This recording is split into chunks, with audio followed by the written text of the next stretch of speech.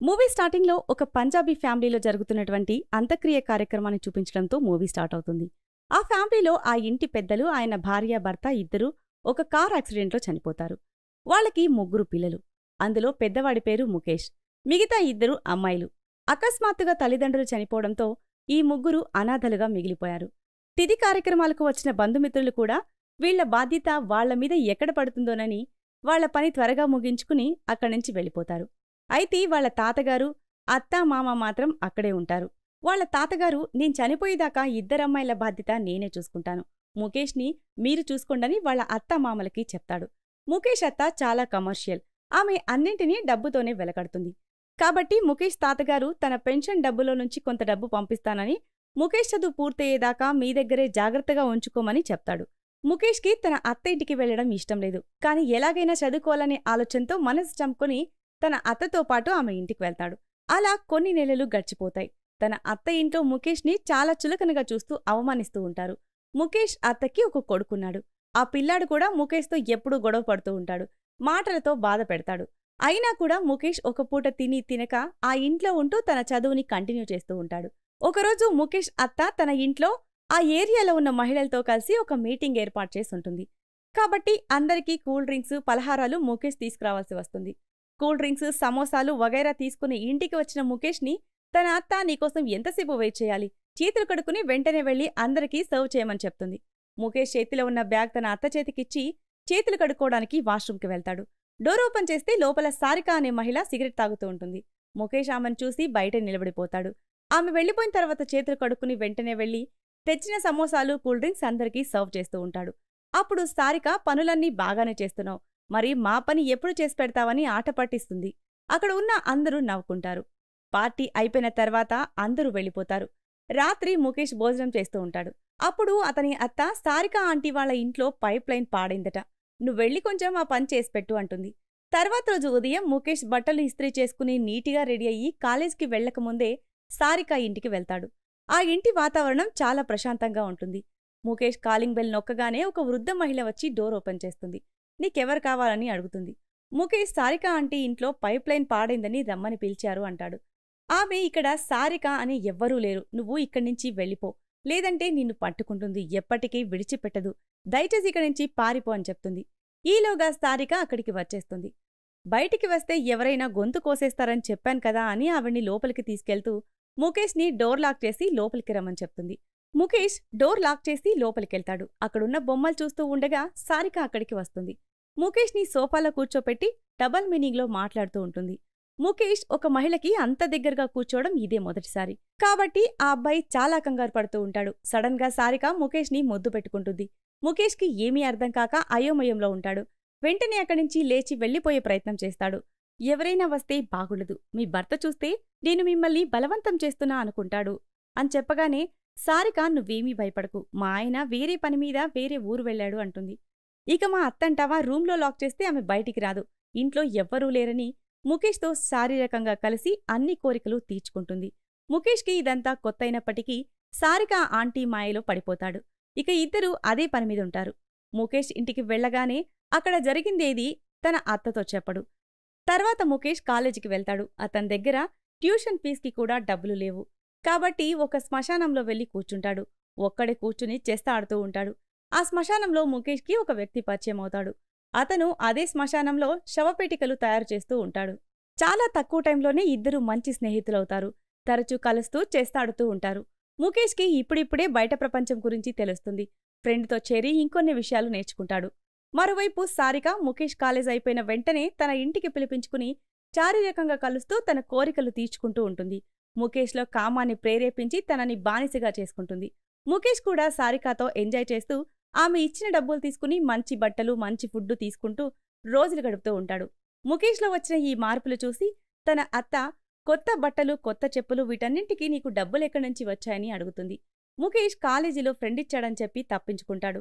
ముఖేష్ అత్త, 2 నెలలుగా మీ తాత డబ్బు పంపించడం లేదు, మీ మావయ్య ఒక్కడే ఎంతని కష్టపడతాడు, నువ్వు ఫోన్ చేసి అసలేమైందో కనుక్కో అని చెప్తుంది. ముఖేష్ సరే అని చెప్పి మళ్లీ సారిక ఇంటికి వెళ్లి ఎంజాయ్ చేసి తిరిగొస్తాడు. ఇంటికి రాగానే ముఖేష్ అత్త, మీ తాతయ్య చనిపోయాడని చెప్తుంది. ఇప్పటివరకు ఆ ముగ్గురిని వాళ్ల తాతయ్యే చూసుకున్నాడు. ఇప్పుడు ఆయన చనిపోవడం వల్ల వీళ్ళు మళ్లీ అనాథలుగా మారారు. ఇప్పుడు ముఖేష్ తన ఇద్దరి చెల్లెల్ని ఎక్కడుంచాలని ఆలోచిస్తూ ఉంటాడు. అక్కడున్న బంధువులందరూ వాళ్ళని హాస్టల్లో జాయిన్ చేయమని సలహా ఇస్తారు. కావాలంటే నీ చదువు పూర్తయిన తర్వాత ఒక జాబ్ చూసుకుని అప్పుడు తెచ్చి నీతో పాటు ఉంచుకోమని చెప్తారు.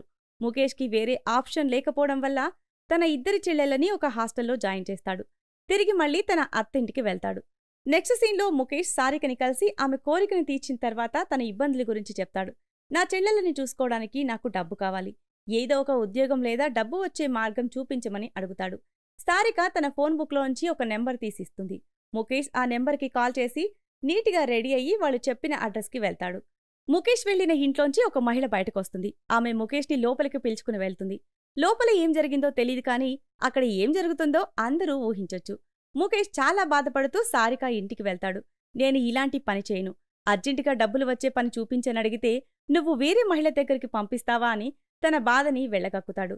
సారిక నిజంగానే ముఖేష్ని చాలా డబ్బున్న మహిళ దగ్గరికి పంపి ఉంటుంది. ఆ మహిళ తన తీరని కోరికలన్నీ కూడా ముఖేష్ ద్వారా తీర్చుకుని డబ్బు కూడా ఇచ్చి పంపించి ఉంటుంది. అంటే సారిక డబ్బు కోసం ముఖేష్ని ప్లేబాయ్లాగా మార్చేసుంటుంది. ముఖేష్ తన జేబులో ఉన్న డబ్బు తీసి సారిక ముందు పెట్టి మళ్ళీ ఇలాంటి పని నేను చెయ్యనని చెప్పి బయటకు వస్తాడు. సారిక ముఖేష్ని వెనక్కి పిలుస్తుంది. ఒక్కరోజులో ముఖేష్ అంబానీ అయిపోదామనుకున్నావా?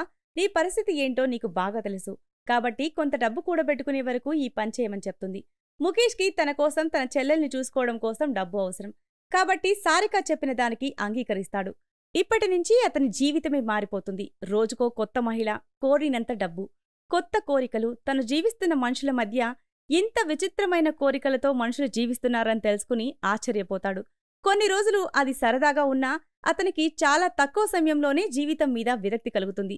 ఇవన్నీ కూడా అతను సారికాతో పంచుకుంటాడు. ఆమె ముఖేష్ని ఎంకరేజ్ చేస్తూ అతనితో కలిసి ఎంజాయ్ చేస్తూ కాలం గడుపుతూ ఉంటుంది. కొన్ని రోజుల తర్వాత ఒకరోజు ముఖేష్కి తన చెల్లి దగ్గర నుంచి ఫోన్ వస్తుంది.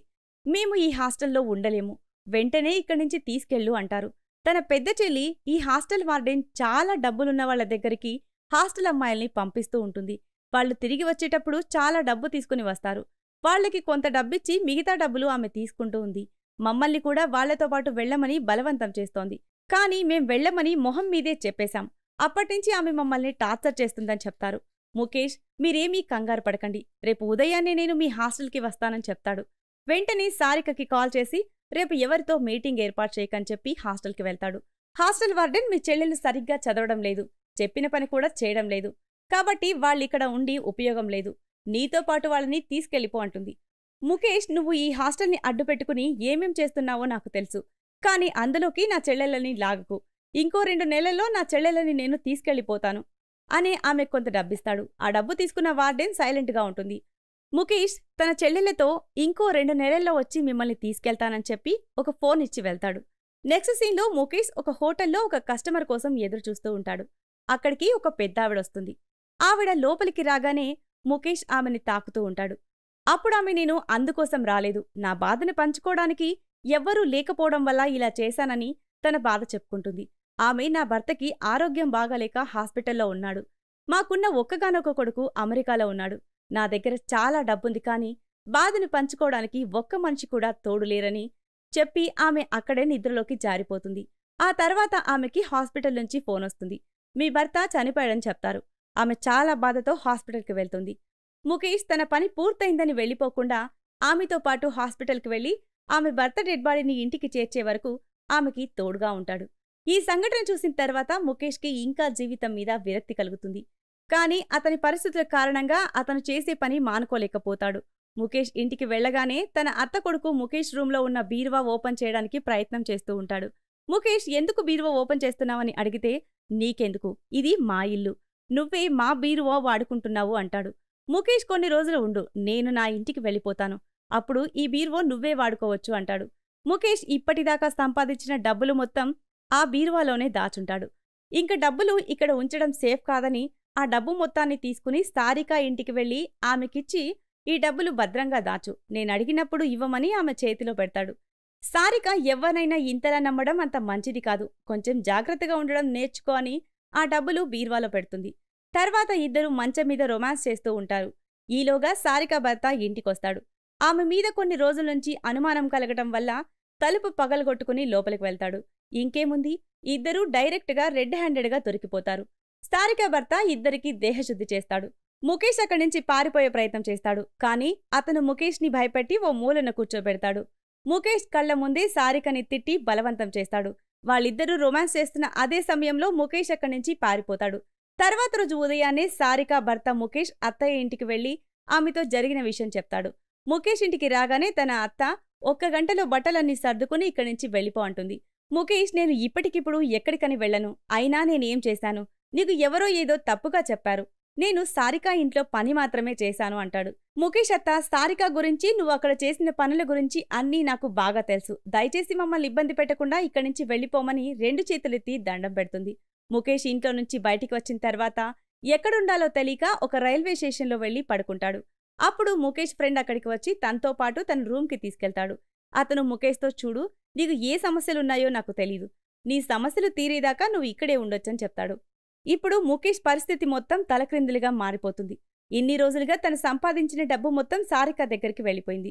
కాబట్టి ముఖేష్ సారికను ఫాలో చేస్తూ ఆమె భర్త లేనప్పుడు నా డబ్బులు నాకు తిరిగిచ్చేయమని అడుగుతాడు. ఇప్పుడు సారిక అతనికి ఎదురు తిరుగుతుంది. నువ్వెవరో నాకు తెలీదు. ఇంకోసారి నా కంటికి కనిపించుకో అంటుంది. ముఖేష్ ఆమె ముఖం మీద గాయం చూసి వాడు నిన్ను కొట్టాడా అని అడుగుతాడు. ఈలోగా సారిక భర్త వచ్చి ఆమెను పిలుస్తాడు. ముఖేష్ వెంటనే దాక్కుని అక్కడి నుంచి వెళ్ళిపోతాడు. ఇప్పుడు ముఖేష్ మైండ్ బ్లాక్ అయిపోతుంది. ఇంతలా కోరికను తీర్చుకున్న ఆమె అతన్ని మోసం చేసింది. ఇదిలా ఉంటే ముఖేష్ చెల్లెలు కాల్ చేసి ఇక్కడ ఉండడం చాలా ఇబ్బందిగా ఉంది, వెంటనే అక్కడి నుంచి వచ్చేస్తామని చెప్తారు. ముఖేష్కి ఉండటానికే స్థలం లేదు. అలాంటప్పుడు వాళ్ళని తీసుకొచ్చి ఎక్కడ పెట్టాలో అతనికి అర్థం కాదు. అయినా కూడా చేసేదేమీ లేక తన దగ్గర ఉన్న మహిళా కస్టమర్స్ అందరికీ కాల్ చేసి నేను కష్టాల్లో ఉన్నాను, సహాయం చేయండని అడుగుతాడు. అయితే ఒక కస్టమర్ కూడా అతనికి సహాయం చేయరు. నీతో పని పూర్తయిన వెంటనే నీకు డబ్బిచ్చాం, ఇంకా నీకివ్వాల్సిన అవసరం ఏమీ లేదని అందరూ మొహం మీదే ఫోన్ పెట్టేస్తారు. ముఖేష్ రాత్రి బాగా తాగి పడిపోయిన తన ఫ్రెండ్ని రూమ్కి తీసుకెళ్తున్నప్పుడు అక్కడే పక్క గదిలో ఉంటున్న ఒక అబ్బాయి కనిపిస్తాడు. ముఖేష్ నీతో మాట్లాడాలి, 1 నిమిషం ఆగమని చెప్తాడు. అతని దగ్గరికి వెళ్లి నేను కూడా నీతో పాటు వస్తాను, నాకు డబ్బులు కావాలి అంటాడు. ఆ అబ్బాయి సరే అని తనతో పాటు తీసుకెళ్లడానికి ముఖేష్ కళ్ళకి కాటుక పెట్టి రెడీ చేస్తాడు. అంటే ఆ అబ్బాయి ట్రాన్స్జెండర్. ఇద్దరు వెళ్లి రోడ్డు మీద నించుంటారు. ముఖేష్ భయపడ్డం చూసి ఆ అబ్బాయి తన బ్యాగ్లో ఉన్న మద్యం బాటిల్ తీసి ఇస్తాడు. ముఖేష్ ఆ మద్యం తాగిన తర్వాత కొంచెం ధైర్యం తెచ్చుకుంటాడు. ముఖేష్తో పాటు ఉన్న ఆ ట్రాన్స్జెండర్ ఒక కస్టమర్ని చూసుకుని వెళ్ళిపోతాడు. తర్వాత ముఖేష్ జేబులో ఉన్న లిప్స్టిక్ తీసి రాసుకుంటాడు. అప్పుడు ముఖేష్ని చూసి ఒక కార్ ఆగుతుంది. ఆ కారులో 3 మగవాళ్లుంటారు. వాళ్లతో ముఖేష్ రేటు మాట్లాడుకుంటూ ఉంటాడు. ఒక్కొక్కరికి 2000 రూపాయలని చెప్పగానే వాళ్లకి కోపం వస్తుంది. ముఖేష్తో గొడవ పెట్టుకుంటారు. ఒక వ్యక్తి కార్ దిగి ముఖేష్ని లాక్కెళ్లి కారులో పడేస్తాడు. ముఖేష్ వదిలేయమని చాలా ప్రాధేయపడతాడు. అయినా కూడా వాళ్ళతన్ని విడిచిపెట్టరు. సీన్ కట్ చేస్తే ముఖేష్ ఒంటి నిండా గాయాలతో రోడ్డు మీద నడుచుకుంటూ వస్తూ ఉంటాడు. రూమ్కు వెళ్లి స్నానం చేసి బయటికి వచ్చిన తర్వాత ఒంటి మీద గాయాలు చూసి తన ఫ్రెండ్ ఏమైందని అడుగుతాడు. ముఖేష్ జరిగిన విషయం చెప్పకుండా సారికాని వదిలేదే లేదని కోపంగా ఆమె ఇంటికి వెళ్తాడు. వెనకవైపు తలుపు పగలకొట్టి ఇంట్లోకి చొరబడతాడు. ఆ ఇంట్లో ఉన్న ముసలావిడ నోరు కట్టేసి ఇల్లు మొత్తం వెతుకుతాడు. అయినా కూడా ఎక్కడా డబ్బు దొరకదు. ఈలోగా సారిక ఇంటికి వచ్చేస్తుంది. అప్పుడు తనతో పాటు తెచ్చుకున్న కత్తి సారిక గొంతు మీద పెట్టి నా డబ్బు నాకు తిరిగివ్వమని అడుగుతాడు. సారిక ఏమాత్రం లెక్క చేయకుండా సమాధానం కూడా చెప్పకపోగా ముఖేష్ని ముద్దు పెట్టుకుని రొమాన్స్ చేయాలని చూస్తుంది. ఈలోగా ఆమె భర్త తలుపు కొడుతూ ఉంటాడు. ఇరుగు పొరుగు అంతా కూడా వాళ్ళ ఇంటి బయటే ఉంటారు. అది చూసి ఇక అంతా బయటపడిపోయింది, అందరికీ తెలిసిపోయిందని భయపడిన సారిక ముఖేష్ చేతిలో ఉన్న కత్తితో అతనికి తెలియకుండా రొమాన్స్ చేస్తూ పొడుచుకుంటుంది. ఈలోగా ఆమె భర్త తలుపు బద్దలు కొట్టుకుని లోపలికొస్తాడు. అప్పుడు ముఖేష్ తేరుకుని మళ్లీ నన్ను ఇంకోసారి డబ్బు ఇవ్వకుండా మోసం చేస్తావా అని కోపంతో ఆమె భర్త చూస్తుండగానే ఆ కత్తితో పొడిచి పొడిచి చంపేస్తాడు. ఏం చేయాలో అర్థం కాక అక్కడి నుంచి పారిపోతాడు. జరిగిందంతా తన ఫ్రెండ్తో చెప్పాలనుకుని తన ఫ్రెండ్ కోసం వెతుకుతాడు. ఎక్కడా కనిపించకపోవడంతో అతను పనిచేసే చోటుకి కాల్ చేస్తాడు. అతను పని మీద వేరే ఊరు వెళ్లాడని తెలుస్తుంది. ఈలోగా ముఖేష్ చెల్లెలు ఫోన్ చేసి మేము బస్సు దిగాం, త్వరగా రా అన్నయ్యా అంటుంది. ముఖేష్ చెల్లెల దగ్గరికి వెళ్లడానికి రూంలోంచి బయటికి వస్తాడు. రోడ్డు మీదికి రాగానే పోలీసులు అతని కోసం వెతుకుతూ కనిపిస్తారు. ఏదోలాగా తప్పించుకుని వెళ్లాలని ప్రయత్నం చేసినా కూడా పోలీసులకి ఎదురుపడతాడు. చేసేదేమీ లేక వాళ్ళకి దొరకకుండా పారిపోయే ప్రయత్నం చేస్తాడు. అలా పరిగెడుతూ బిల్డింగ్ టెర్రస్ పైకి వెళ్తాడు. అక్కడి నుంచి కిందికి చూస్తే అన్ని వైపులా పోలీసులు చుట్టుముట్టుంటారు. ఈలోగా చెల్లెలు కూడా అతనికి ఫోన్ చేస్తుంది. ముఖేష్ని తరుముతూ పోలీసులు కూడా టెర్రస్ పైకి వచ్చేస్తారు. దిక్కుతోచని స్థితిలో ఏం చెయ్యలేక ముఖేష్ పైనుంచి కిందకి దూకి ప్రాణాలు తీసుకుంటాడు. ఈ సినిమా సమాజం యొక్క నగ్న సత్యాన్ని బయటపెడుతుంది. చదువుకునే సమయంలో తప్పుదారిలో అడుగుపెడితే జీవితం ఎలా అల్లకల్లోలమవుతుందో ముఖేష్ యొక్క జీవితమే అందుకు ఉదాహరణ. అంతేకాకుండా ఒక కుటుంబంలో తల్లిదండ్రులు చనిపోతే ఆ కుటుంబంలో మిగిలిపోయిన పిల్లల జీవితం ఎలా చిన్నాభిన్నమవుతుందో కళ్ళకు కట్టినట్టు ఈ సినిమాలో చూడొచ్చు. ఇక సారిక లాంటి ఎందరో మహిళలు తప్పు చేసి ఆ తప్పు బయటపడిన తర్వాత తట్టుకోలేక ఆత్మహత్యకి బలవుతూ ఉంటారు. మనిషి చదువుకునే వయసులో జీవితాన్ని చదవాల్సి వస్తే ఎలా బ్రతకాలో దీన్ని బట్టి అర్థం చేసుకోవాలి. ఈ సీన్తోనే ఈ మూవీ ఎండ్ అవుతుంది.